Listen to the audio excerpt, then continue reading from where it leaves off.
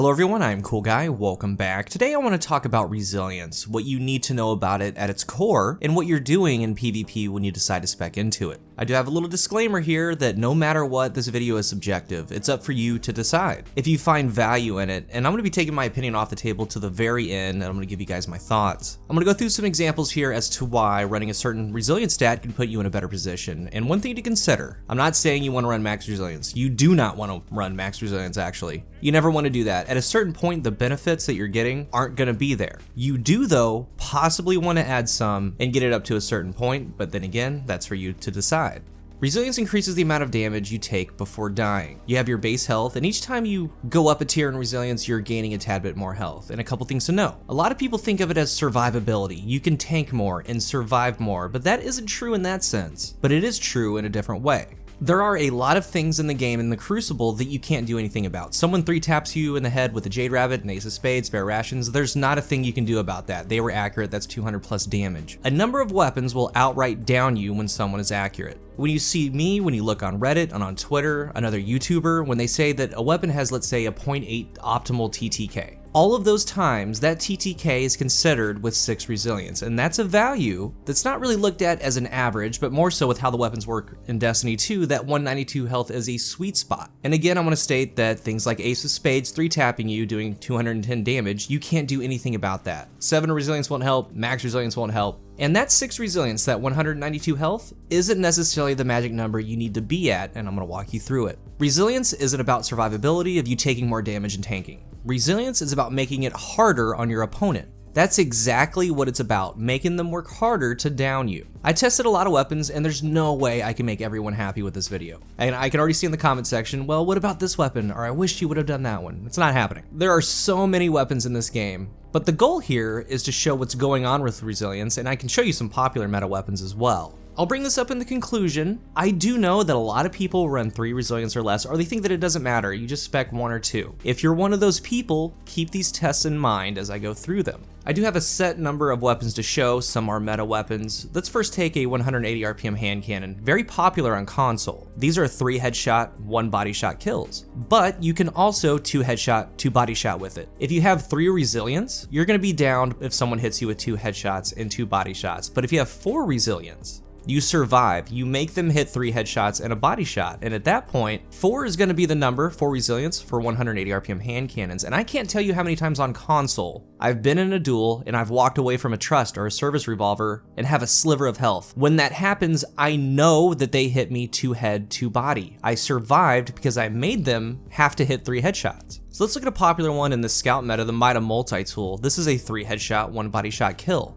If you have on 5 resilience and above, you can take that 3 headshot, 1 body shot, and you can survive. But if you have on 4 resilience or below, like I said, a lot of people are running 1, 2, or 3, they can down you with 3 headshots and 1 body shots. So if you run 5 resilience and above, you make them have to 4-shot you to the critical, 100% accuracy. There's no give on that one. They have to hit all headshots. Next up, Thorn, and really pay attention to this one. This one's probably going to come back up. There's going to be a day when the Thorn gets its catalyst, and when that day happens, you will be seeing Thorn. PC, console, doesn't matter. And I talked about range on a hand cannon not too long ago, and in that video, you can kind of see why Thorn is actually really good in the current sandbox. With Thorn, it has a very special 2 headshot, 1 body shot TTK because it does damage over time. With Thorn, if you have on 5 resilience, you can survive that 2 headshot, 1 body shot. The overtime damage won't burn you out. If you have on 4 resilience, you can be taken down with 2 headshots and a body shot. When Thorn has its perk active, the same thing goes. If you're running 4 resilience, you can be 2-tapped. And that's the old school Destiny 1 feel, but if you have on 5 resilience,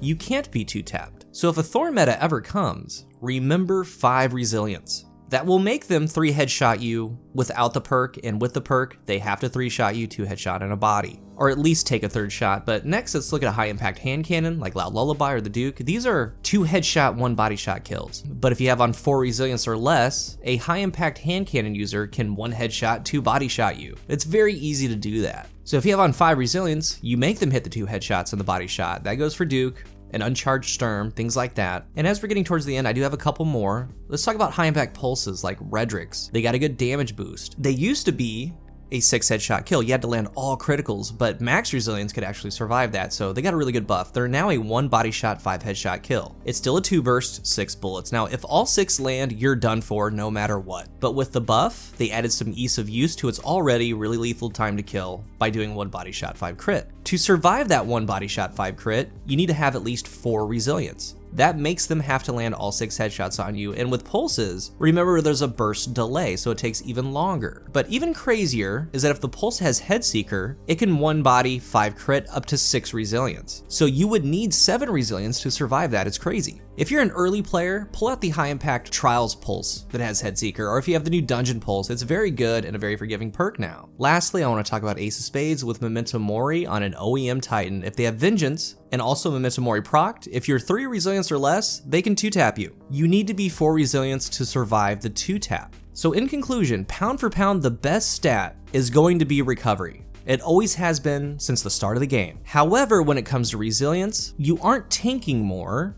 you're making it harder on your opponent, making them 4-tap you with Mida, 3 headshot you with Thorn, and so on. In a gunfight with flinch and movement, there's a possibility that they're going to be off and body shot you, and in that gunfight, those things matters, and if your resilience is low, you're allowing that body shot to become a part of their optimal time to kill. It's something that you can stop. In the grand scheme, it can be looked at as situational. At the start of the game, you aren't going through every single one of your opponent's resilience stat, and on the flip side, your opponent isn't checking yours at the start of the match, but in a way, that's the point. They don't know what resilience you have, but on your end, you know that you have enough to do a TTK shift on them, or at least the possibility of it. Max resilience is too much. At that point, you aren't changing anything. I would say though, and again, it's subjective, is that you saw how 3 resilience or less can get you into trouble, and how much trouble is going to be up for you to decide. And the other thing to remember are things like fall off. A hand cannon has a very steep fall off. All the weapons that we talked about today have a fall off, aside from something like Mida. You have to be at a very deep distance to start getting some good fall off, but it pretty much goes for every single weapon. When you hit the threshold for making them have to hit an extra headshot, that's exaggerated more when fall off happens. So in the current game, and again, this is my personal opinion, trying to help you guys out, I would say with the current meta and the meta going forward, at this time, to me, 5 resilience is that magic number. 5 resilience makes it a lot harder on your opponent when it comes to a variety of weapons. And I didn't talk about all of them today. I would say at least 4 resilience, but at 5, you're gonna be at a better peace of mind. And if you're running 3 or below, what I went through today is just a small example. There are others that down you easier than if you had 4 or 5 resilience. I would say get a good amount of recovery. For your resilience stat, if you did decide to run 4 or 5 resilience, the best scenario is to have an armor piece that grants plus 30 or plus 20 to the stat, and then another piece that has a plus 20. That way you hit 5 resilience, and if you hit 4, then you can place on a resilience mod to make it 5.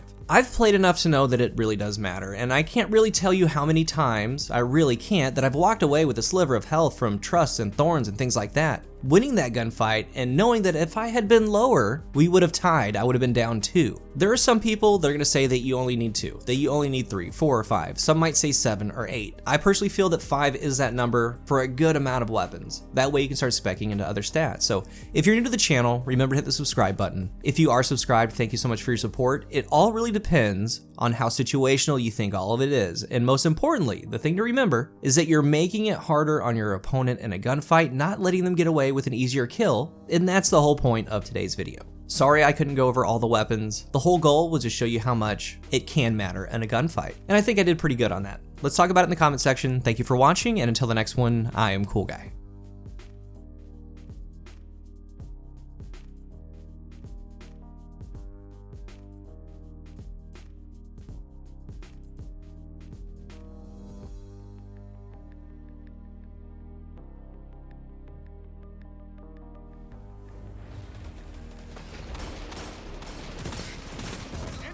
Has closed the gap. 2 for 1. Yes! 3 down. You're in the lead. 5 minutes.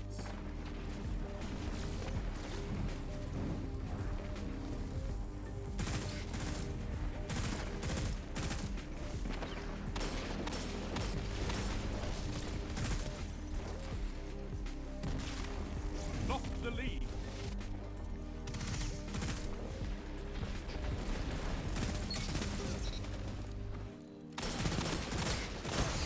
One after another.